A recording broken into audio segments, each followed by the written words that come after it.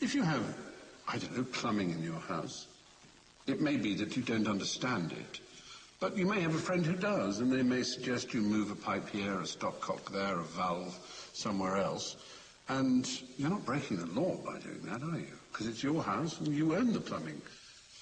You can't do that with your computer. You can't actually really fiddle with your operating system, and you certainly can't share any ideas you have about your operating system with other people, because Apple and Microsoft, who run the two most popular operating systems, are very firm about the fact that they own that, and no one else can have anything to do with it. Now, this may seem natural to you, why shouldn't they? But actually, why can't you do with it what you like? And why can't the community at large alter and improve and share? That's how science works, after all. All knowledge is free, and all knowledge is shared in good science. If it isn't, it's bad science, and it's a kind of tyranny. The fundamental mission of Google is to, organize and make the world's information useful.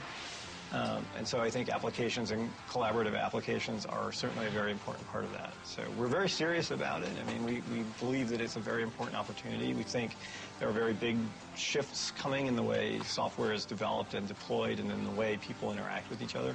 Like I said, people don't care about the details of what's installed on their computer primarily. What they want is to get their task done. They want to work with somebody else. They want to be entertained by somebody else. They don't care about all the technology behind it other than that they want it to just be simple and work. So we think that shift is very important because it's what, as far as we can tell, it's what most users want. Only a few million people in the world who can sit down and write a complicated piece of software. But there are billions of people in the world who can do little things like fix a spelling error, or maybe translate to their language, or add a little piece of artwork. And the ability of free software to take contributions, take tiny little contributions from thousands of people like that is critical.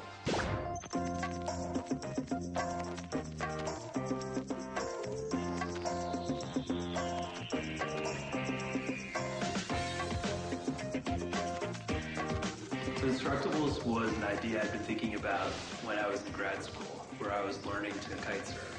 Kite surfing is a sport where you take a giant kite and a surfboard and you go scooting around on the waves powered by a big kite. So it's a great sport for an engineer because you get to build your own equipment. So I would turn up on the beach with hand-sewn kites and handmade boards, and half of it would work spectacularly and half of it would totally fail. I would then document everything on my personal website.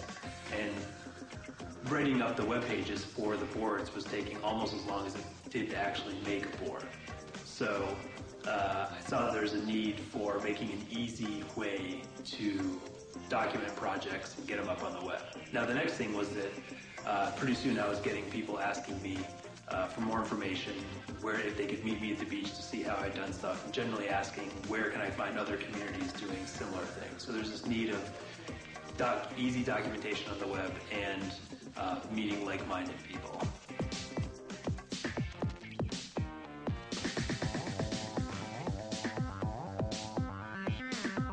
Instructables has a step-by-step format which has images, text, and embedded video for each step of the process.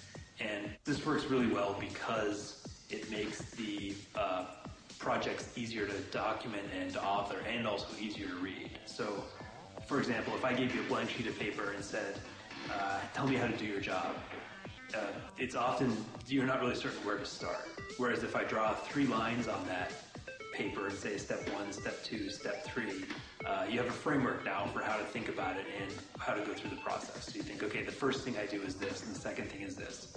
And that's what we do on Instructables. We give people that framework to share their projects.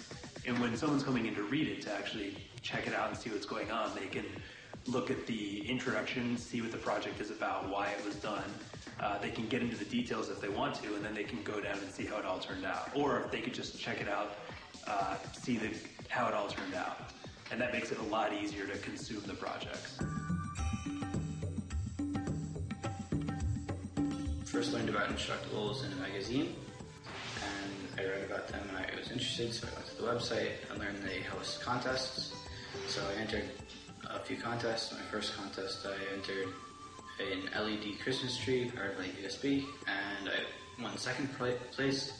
And second contest, I entered an LED heart shirt that beat pretty much like a heart, and I won first place. And then they pretty much just said, "Hey, you make really cool projects. Do you want to come intern for us?" So I said, "Yeah," and I came out to California.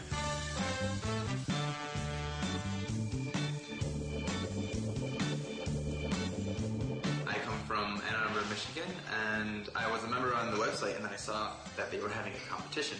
So I built a laser cutter using 2 scanners. One of the scanners would move in the X direction, the other would move in the Y.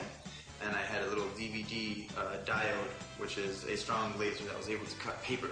So although I didn't win the competition, I didn't win the laser cutter, I got an invitation to come out to California and build some of this stuff. So it was a good opportunity, I think.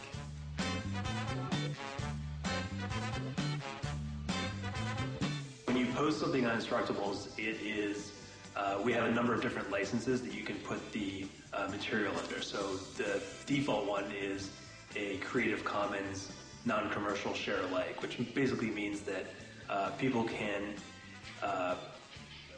use your images and your text in a non-commercial way if they attribute it back to you.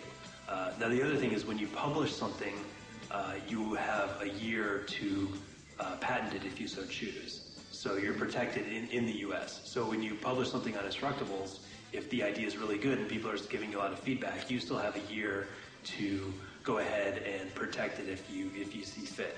And so it's a great opportunity to get some initial feedback before you go through the expense of actually really patenting something.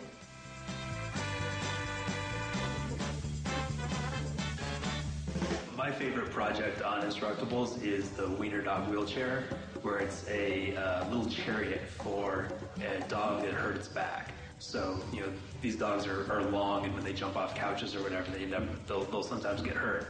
So somebody's dog hurt their back, and they built this little chariot, a little wheelchair to immobilize the back legs, but so the dog could still kind of paddle around on its front legs.